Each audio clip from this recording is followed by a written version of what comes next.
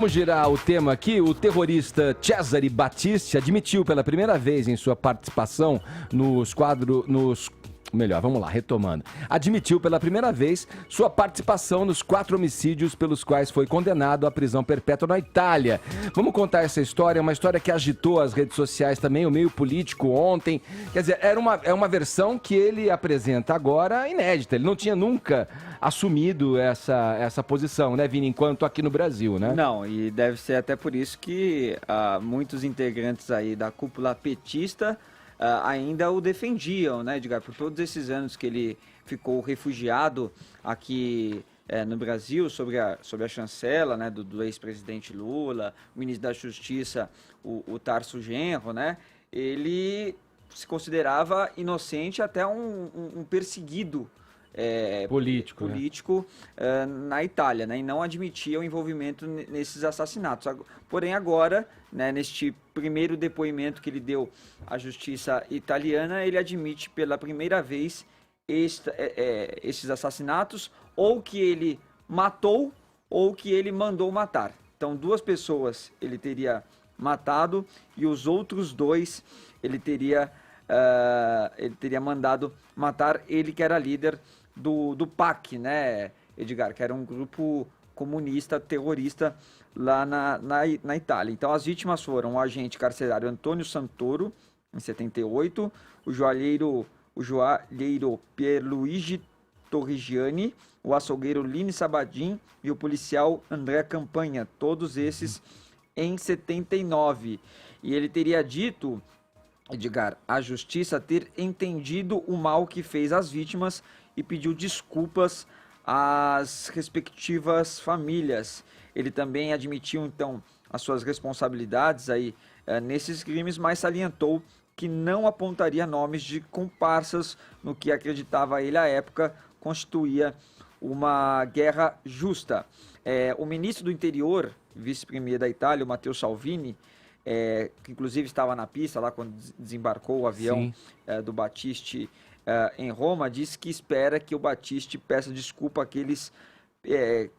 na verdade, ele diz que peçam desculpa àqueles pseudo-intelectuais de esquerda que acobertaram e defenderam este personagem sórdido. Ele também diz que é melhor se desculpar tarde do que nunca.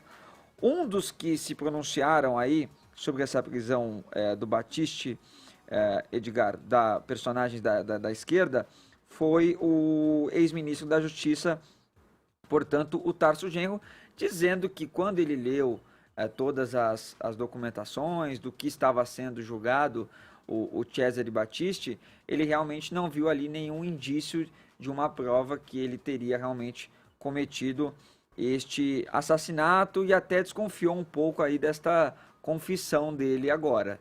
Você fez uma vista grossa, para dizer o mínimo, né? Exatamente. O Brasil sempre foi um celeiro seguro, né, para essas pessoas, né? Não só o terrorista como o Battisti, mas imagina os médicos no nazismo que vieram se esconder aqui no Brasil, permaneceram aqui no Brasil durante muito tempo. Que reputação, né? Que reputação, hein? E aí? Deixa eu só colocar antes, até para embasar mais o comentário do Caio, a palavra do presidente Jair Bolsonaro, que também se manifestou aí pelas redes sociais dele, ele que teve um papel importante, né, Edgar, na extradição lá, servindo ali a inteligência brasileira para poder capturar o Battisti. Ele diz o seguinte: Battisti, herói, entre aspas, da esquerda, que vivia a colônia de férias no Brasil, proporcionada e apoiada pelo governo do PT e suas linhas auxiliares, PSOL, PCdoB e MST, confessou pela primeira vez participação em 4 assassinatos quando integrou o grupo terrorista Proletários Armados pelo Comunismo.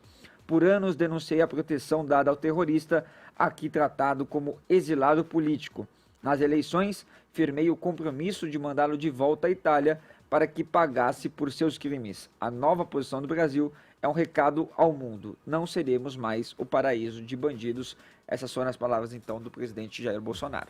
Bom, sempre se soube, né, que ele era um terrorista assassino. O que foi desconstruído aqui foi a narrativa, né, que é muito similar à falácia brasileira de que a Revolução Armada lutou pela democracia. Não, eles queriam instaurar a ditadura do proletariado, como de fato se verifica nos depoimentos do Fernando Gabeira, do Eduardo Jorge e tantos outros que são de esquerda, mas honestos intelectualmente. Agora, tem muita gente pegando no pé do Tarso Genro, né, que era ministro da Justiça à época desse asilo concedido ao Cesare Battisti, que mesmo após a confissão dos crimes, né, ele ainda advoga, ou melhor, milita, né, pela sua inocência. Só que assim, a gente está num país, né, em que tem gente que acha que Venezuela é democracia, que impeachment é golpe e que o Lula é perseguido político. Então até aí também é só mais uma incoerência desse pessoal fanatizado. Agora, falando sobre a responsabilidade das pessoas que, como bem colocou o presidente da República,